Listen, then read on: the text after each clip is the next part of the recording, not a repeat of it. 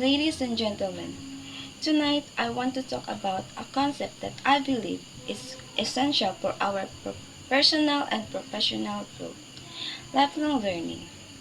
In a world where technology, trends, and industries are constantly evolving, it's crucial that we adapt and constantly update our knowledge and skills.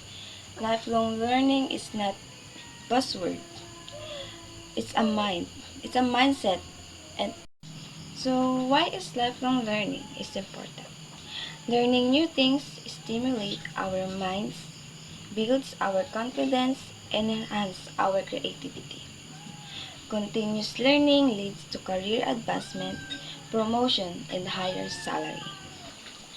How can we incorporate lifelong learning into our daily lives? First is identify areas you want to improve and explore. Second is explore books, articles, and journals outside your comfort zone. Third is regularly assess your progress and seek construction feedback. What holds us back from embracing lifelong learning?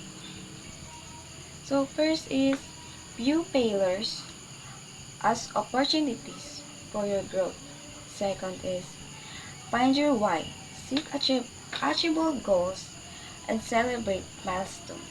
In conclusion, lifelong learning is no longer luxury but a necessity. By embracing this mindset, we'll stay relevant, grow personally and professionally, and contribute to a more informed and engaged society.